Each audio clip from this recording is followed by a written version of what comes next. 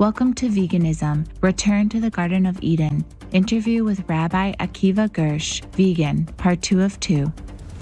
I believe that there's an urgent need for changing the Jewish community and in the world. I really see veganism as one of the most important issues of our time, because what we eat and how we eat and the food choices that we make are impacting almost every single level, realm, sector of life, of the planet, of reality. And that's why I focus on it so much, because I feel like if we could really put our heart and our soul into what we're eating, that heart awareness and that soul attention into what we're eating and make those proper changes, we could literally change the world.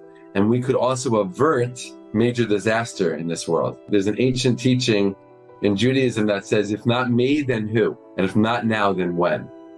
So it's us and it's now. These are the inspirational words of Rabbi Akiva Gersh, vegan, a passionate educator, writer, and compassionate leader, originally from New York, USA. At the age of 19, God awakened him to the suffering of the animal people and the destruction to the environment caused by the animal people industry, leading him to change to the vegan diet. His life's journey later took him to Israel, the birthplace of Judaism, where he currently resides.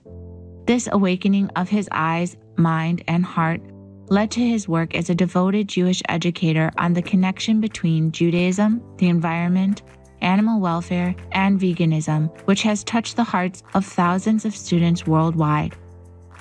Over the past 20 years, the dedicated rabbi has gathered a wealth of Jewish holy teachings which support the plant-based diet and animal welfare to show people that Judaism has supported compassion for all beings since ancient times. Caring viewers, in today's episode, we start with Rabbi Akiva Gersh providing us with more Judaic holy teachings supporting abstinence from animal people flesh eating. Rashi lived 1,000 years ago in France. His commentary on the Torah and the Talmud is like the main commentary. And in a few different places, he writes that we don't need meat to live. When the Israelites complained to God for meat in the desert when they had the manna, that was a horrible sin. And they didn't need to ask for meat because they had the miraculous manna, which came from heaven to them every single day. And he says very clearly, a person doesn't need meat to live. And in the Torah itself, right, the Israelites were punished for asking for meat. God got very upset at them for asking for meat.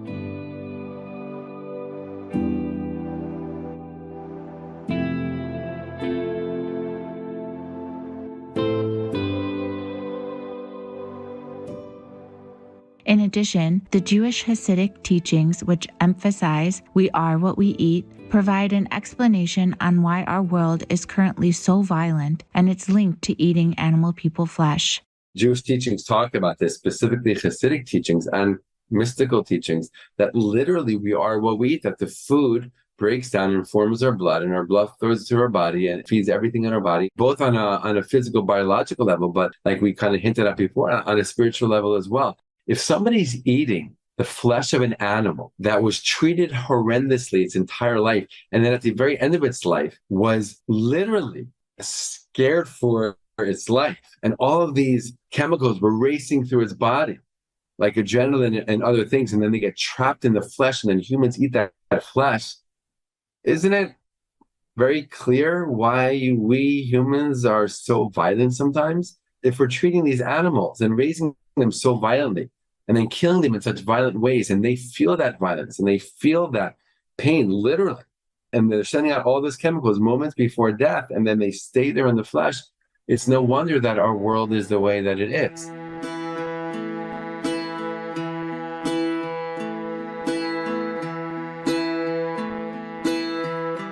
Rabbi Gersh now expounds on Judaism's coming Messiah or Savior to uplift the world, and how it includes a vegan paradise prediction.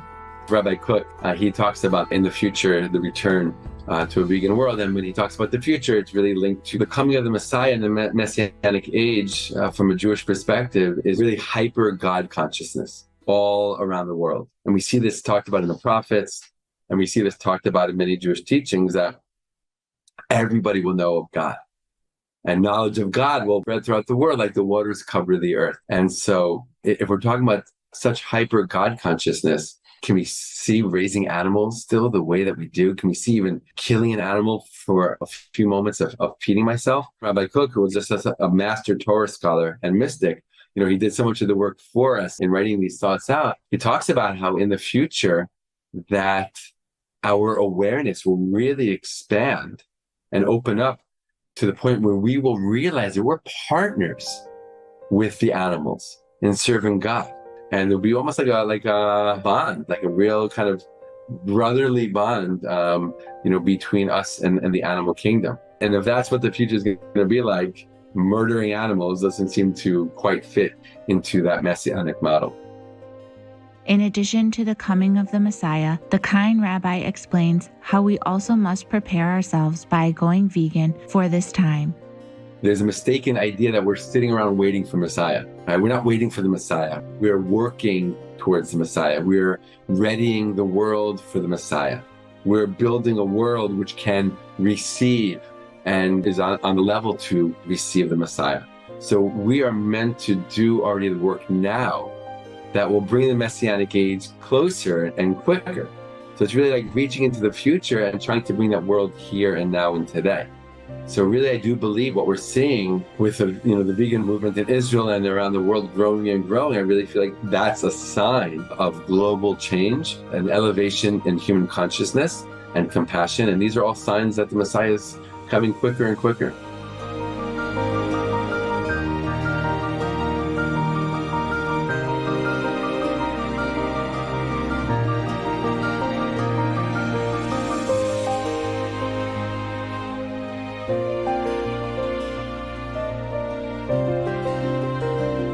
Israel is among the leading vegan nations in the world, with one of the highest percentages of vegans per capita.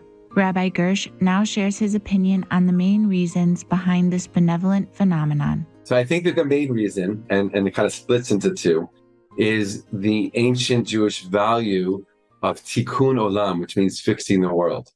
If you look at Jewish teachings from the past thousands of years, the one major teaching that really shows up throughout and really kind of strings and weaves everything together is this idea that we're here to fix the world, that the world is beautiful, the world is godly. God created an incredible world, but there's a lot of brokenness and there's a lot of problems in the world. And we are alive in order to take part in the process of fixing the world. And that's a very, very major and important Jewish value. And I think the reason why so many Israelis are becoming vegan is because of this, that they see that we're destroying the world. Instead of fixing the world, we're breaking the world more through our eating. They're saying, enough, I'm not going to participate in this anymore. I'm going to do my part. On top of that, and together with that, one of the greatest fields happening today in Israel is food tech. There are many companies that are doing unbelievable things in terms of making meat out of non-animal sources, that taste, that texture, without the harsh impact on animals and the environment. And this is really a huge game changer.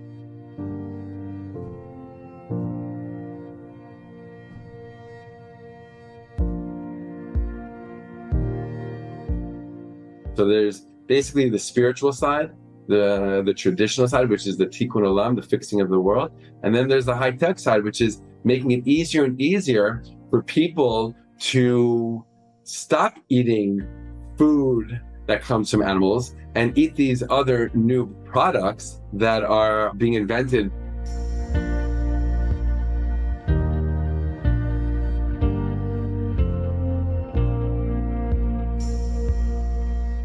Loving viewers, let us wrap up our show with a beautiful message from Rabbi Akiva Gersh about a world peace diet.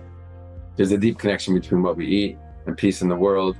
If we eat peacefully, we will act more peacefully and we will create a world more peacefully. The reason there's so much, war and violence, obviously, is because we humans create it. And everything really starts with our food. Everything starts with what we eat. That's why this specific topic is so important.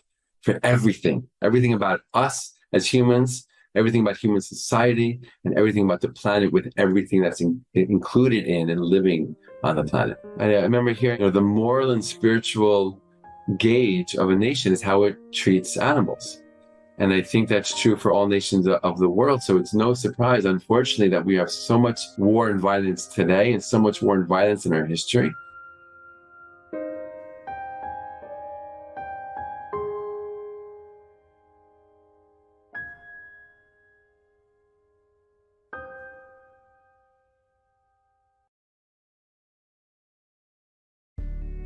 I deeply, deeply believe in Judaism, the main vision is peace. Every important prayer of Judaism ends with a prayer or blessing or a mention of peace all the time. And I strongly believe that if people move to a more vegan diet, there is something that's changed in our biology and our spiritual makeup. And if more and more people, especially world leaders, could change what they eat, then they would change who they are and how they act, and that would change everything.